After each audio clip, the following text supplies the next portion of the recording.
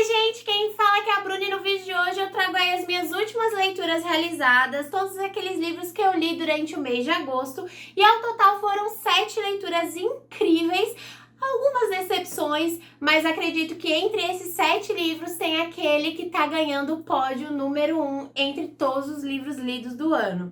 Bom, agora chega lenga-lenga e bora pro vídeo. Antes de mais nada, já deixa o seu like, se inscreva aqui no canal se você gosta de boas dicas literárias e já compartilha entre os seus amigos. Lembrando que todos os livros estarão citados aqui na descrição e o link deles também. E bora começar com um livro que me surpreendeu, que eu não esperava que eu iria gostar tanto assim, e eu estou falando do livro que eu li com o Clube Cine Livros, que é O Jardim Secreto. Essa foi a leitura entre os membros, do canal do Jardim Secreto. Fizemos essa leitura desse clássico, dessa fábula incrível e assistimos a adaptação que saiu aí em 2019. E foi uma experiência unânime entre os membros que leram esse livro, eles amaram. A média variou entre 4 estrelas a 5 estrelas e muitos corações de favorito. Eu dei 4 estrelas e meia. Não foi um livro favoritado, porque teve certas coisas que eu acho que envelheceu um pouco mal. Foi escrito há muitos anos atrás.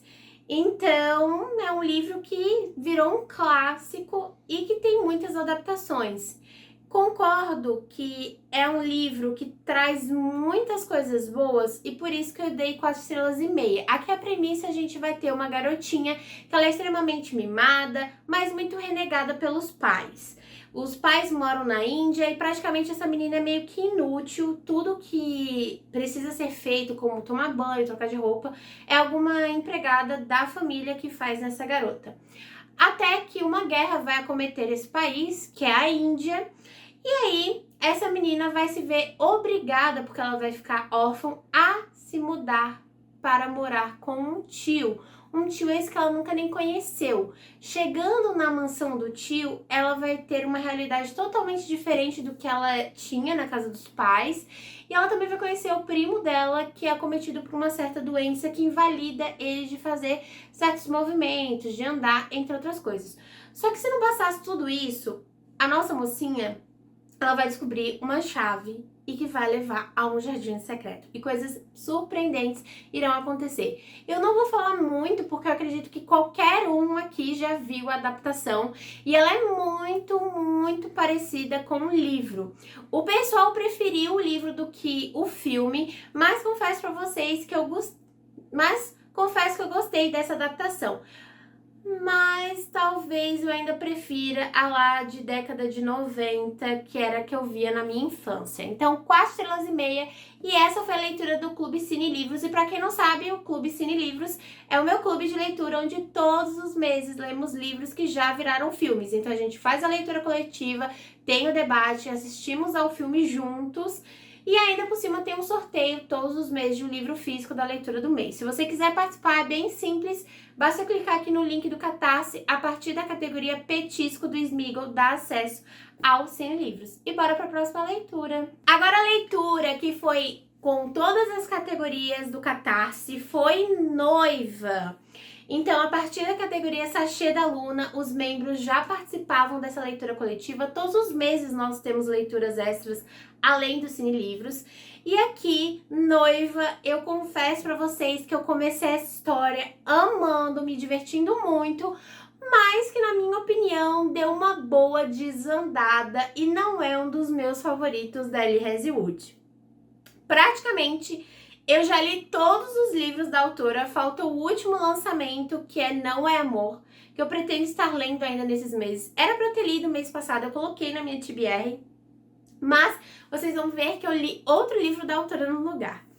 E Noiva, a gente vai ter o primeiro romance sobrenatural da Ellie Wood, onde uma vampira e um lobisomem, eles se veem obrigados a fazer um casamento de conveniência a fim de equilibrar a paz entre esses dois povos. Aqui a gente vai ter uma ambientação, um universo fantástico, onde temos os humanos, os lobos, que são, na verdade, licanos, e os vampiros. E eles meio que se odeiam, E meio que os vampiros com os humanos têm uma trégua, que todo ano.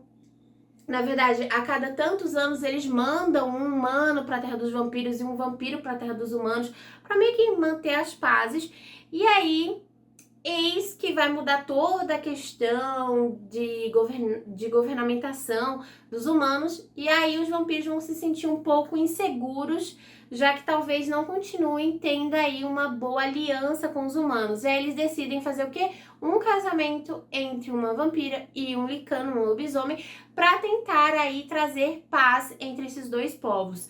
E a nossa mocinha principal, ela vai aceitar essa missão de se casar, principalmente porque tem algo por trás que tem conexão com o alfa desse bando dos lobisomens. Então, a gente sabe que a nossa mocinha vai querer se casar a contragosto, porém, ela tem uma coisinha, uma pulga atrás da orelha referente a uma investigação que ela está fazendo. Aqui é um romance que tem essa pegada de fantasia, mas é muito mais romance, é super de boa, no quesito assim, essa coisa fantástica, tem muitas referências de outras fantasias, principalmente relacionadas a lobisomens e vampiros. Tem uma outra característica um pouco diferente que eu me surpreendi, porque até então eu nunca tinha lido que lobisomens tinham sangue verde, questão de demarcação, cheiro e essa ligação entre a alma gêmea deles, entendeu? Então eu achei bem interessante a forma que a Lee Hazelwood escreveu isso. No entanto, como eu falei, coisas começaram a desandar no decorrer da história que me fez ficar um pouco desapontada. O relacionamento entre eles eu até achei bem instigante, mas teve um certo momento que eu fiquei, tipo assim, muito puta com o Licano, com o personagem masculino. E eu fiquei tipo, cara, esquece ele. Tchau. Sabe, eu meio que já no final ali, nos 25%, eu já não tava me importando mais. Então, quando eu comecei a não me importar pelo casal principal, eu acho que perdeu um pouco do sentido da história, e aí por isso eu dei 3 estrelas e meia. O plot, as reviravoltas, tudo eu consegui sacar e imaginar de antemão.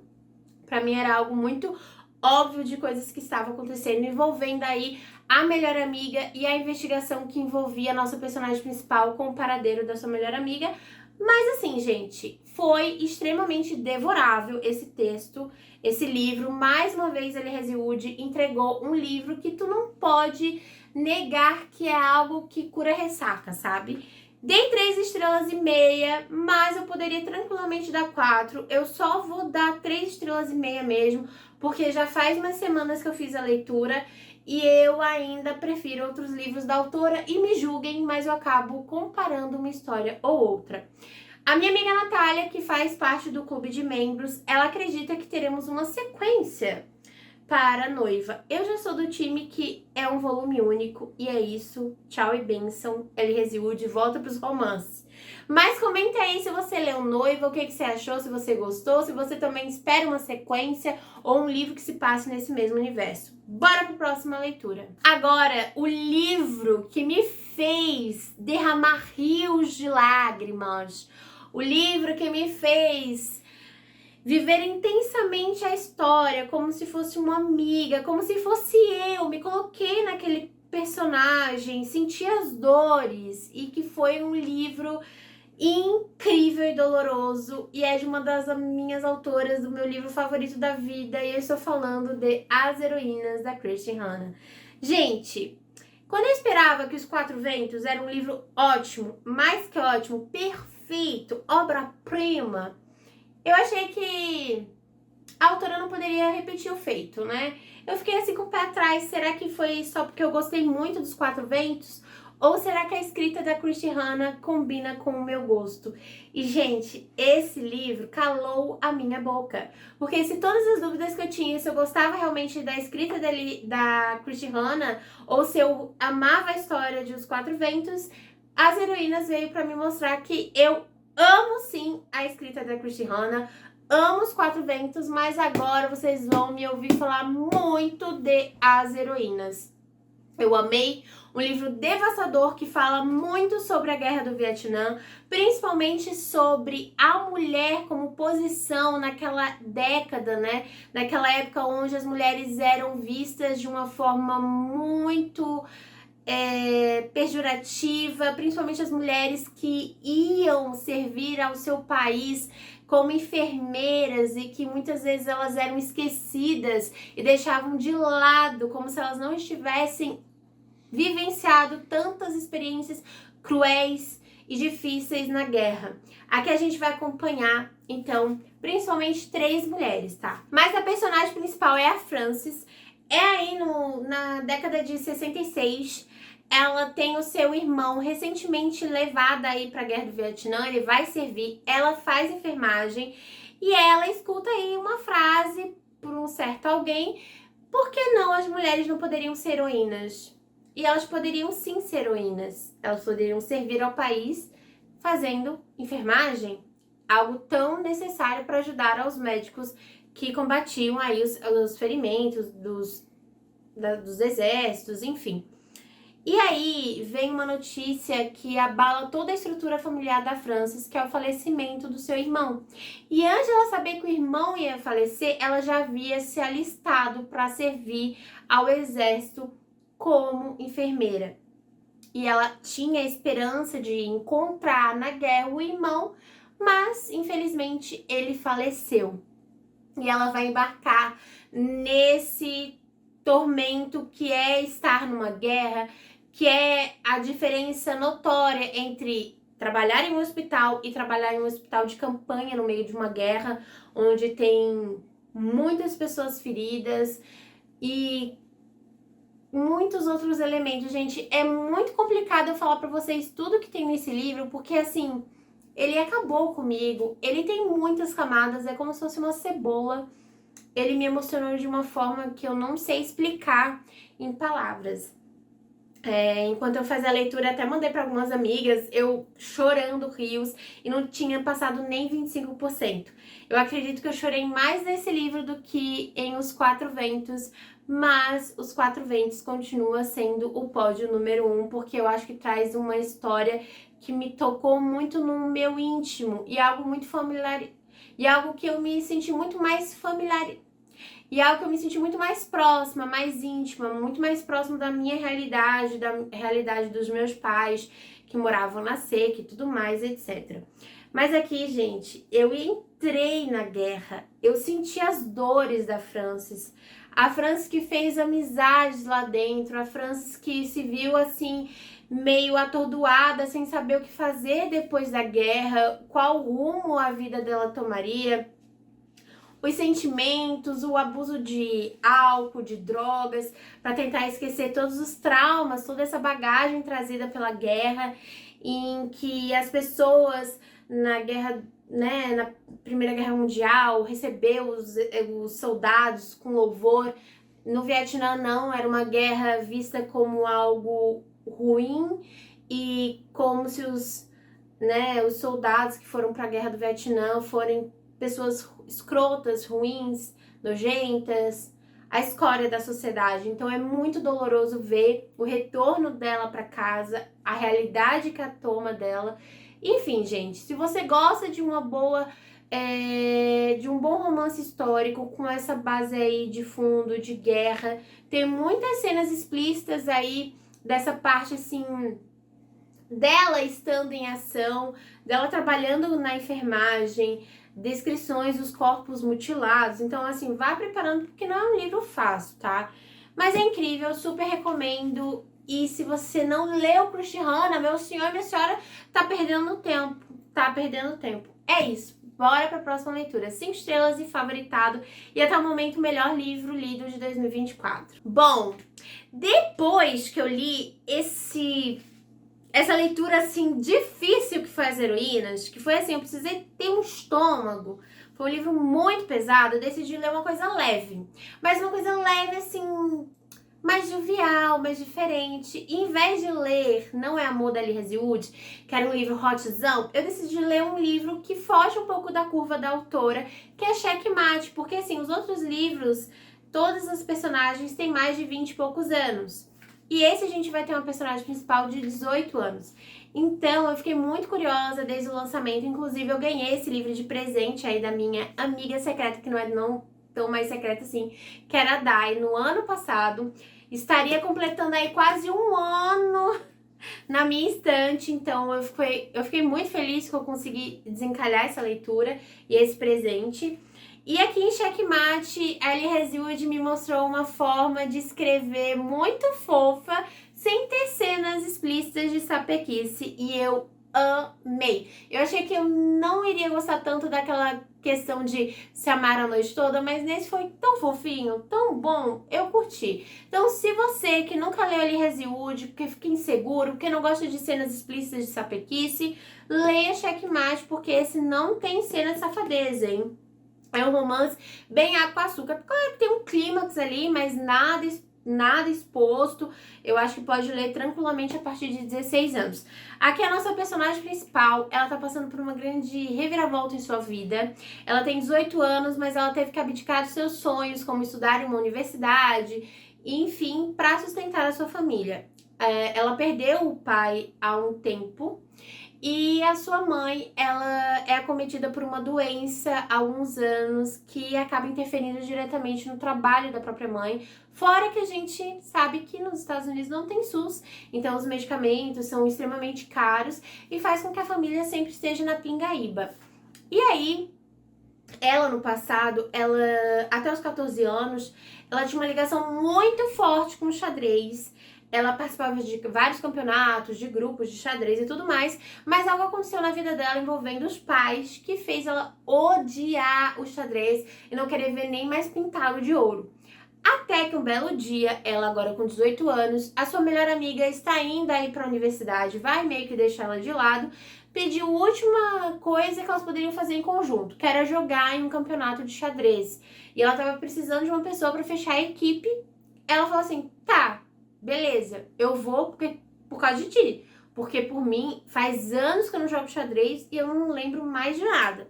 Mas chegando lá, meu senhor e minha senhora, a nossa personagem principal, que não queria nada como disse nada, ela simplesmente ganhou a partida do campeão mundial de xadrez. E aí toda a internet ficou enlouquecida, porque esse cara não perdia há anos. E aí uma garota do nada, do além, em um campeonato que tinha fins... Então seria uma ação beneficente, ou seja, não era um campeonato oficial. E a garota simplesmente ganhou do campeão do mundo do xadrez. E a internet viralizou. Do nada surge aí uma proposta para nossa mocinha participar durante um ano de uma bolsa, de um grupo aí muito famoso de xadrez. E ela vai se renegar várias e várias vezes porque ela odeia o xadrez e ela não quer participar, não quer jogar e tudo mais. Só que ela vai ser demitida do trabalho que ela tinha na mecânica de um tio dela, enfim. E ela vai se ver meio que obrigada a entrar nessa encruzilhada porque ela precisa pagar as contas. E aí a gente vai ver o quê? Ela competindo, ela estudando e ao mesmo tempo ela contra o cara do campeonato mundial ali, o Bam Bam Bam, criando faíscas entre os dois. E eu amei esse livro, gente. Eu li... Cara, em um dia, praticamente. Eu comecei, acho que num sábado, e terminei no domingo. Mas eu não comecei, tipo, no sábado logo de manhã, sabe? Foi no metade do sábado, eu terminei mais ou menos na metade do domingo. Então, praticamente foi aí um dia. Eu li durante a maratona do Clube de Leitura da Ju. Inclusive, boa parte desses livros eu li durante a maratona do Clube da Ju. E foi uma grande surpresa. Eu acredito que eu dei 4,5 estrelas. Não vai ser 5 estrelas, porque eu queria mais. Eu acho que o final me deixou meio que, poxa, Ellie Hazelwood, me traz um pouco mais sobre a partida, me traz um pouco mais sobre os campeonatos do final do livro e tal. E eu achei um pouco corrido o final, e aí eu fiquei tipo assim, não acredito, cara, eu precisava saber o que ia acontecer. E aí ficou por isso só. Então, eu gostei muito do epílogo, mas eu queria mais páginas, sabe? Eu acho que teve uma parte aí do texto que ela deu uma enroladinha e aí no final ela correu muito, por isso que eu diminui meia estrela, mas eu super recomendo.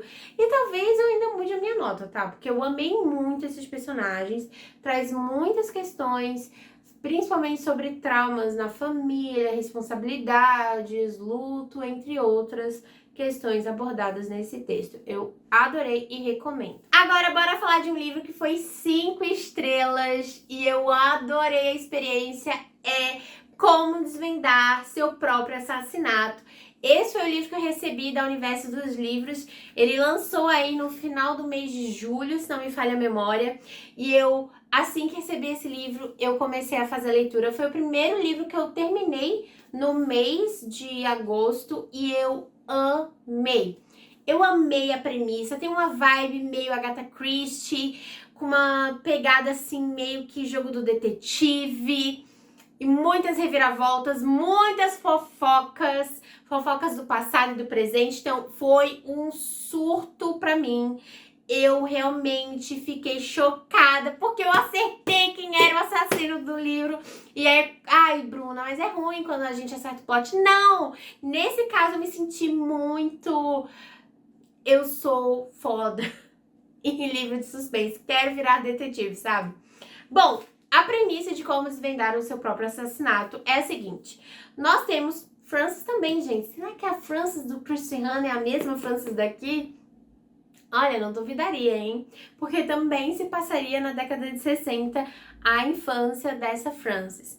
A Frances, que é a nossa quase que personagem principal, ela e as suas amigas aí na década de 20, 40 mais ou menos, elas são adolescentes, elas vão em uma cartomante, numa cigana, e a cigana vai falar algo pra Frances que vai marcar a vida dela. Meio que falando como iria acontecer a morte da Frances. Então ela sabe que alguém vai cometer um assassinato contra ela.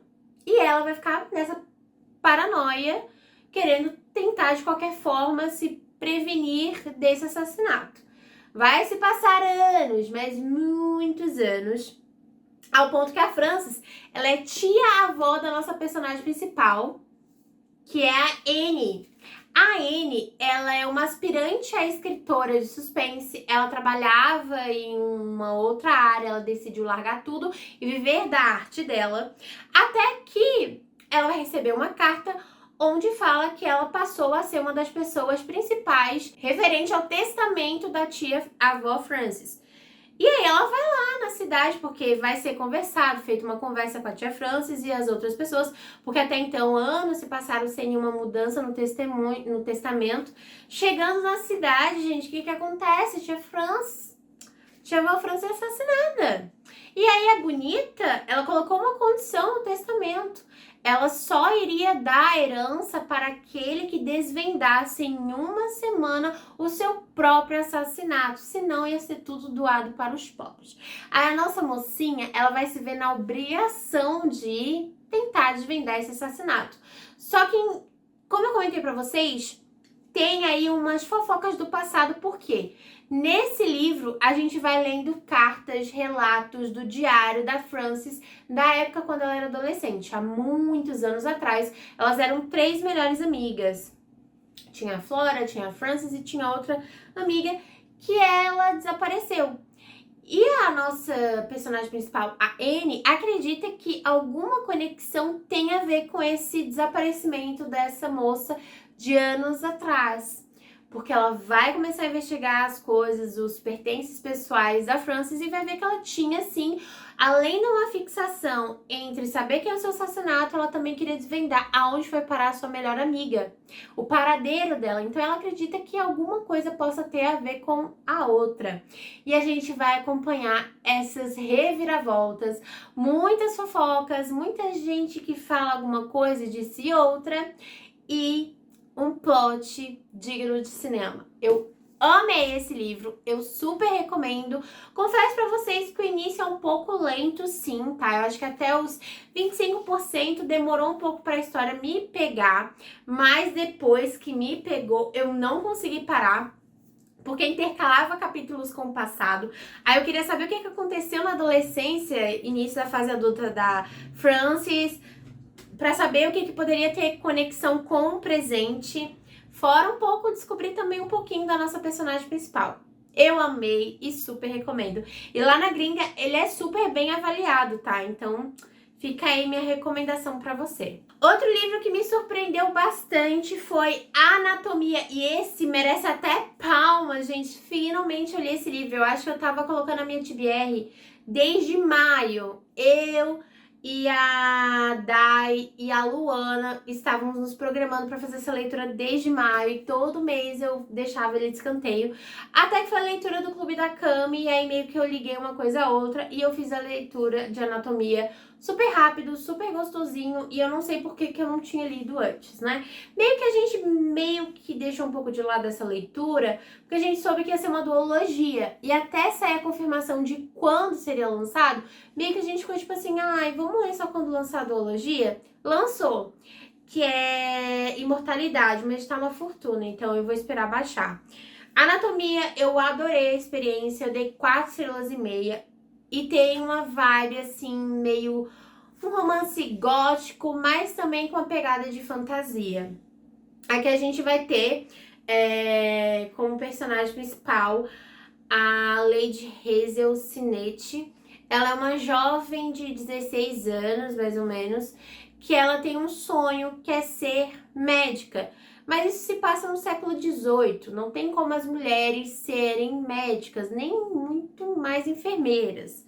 Então é algo extremamente machista, e ela então se vê nessa necessidade de querer estudar, de provar que ela consegue, e também de utilizar dos seus domínios, desse desejo de ajudar o próximo através da medicina.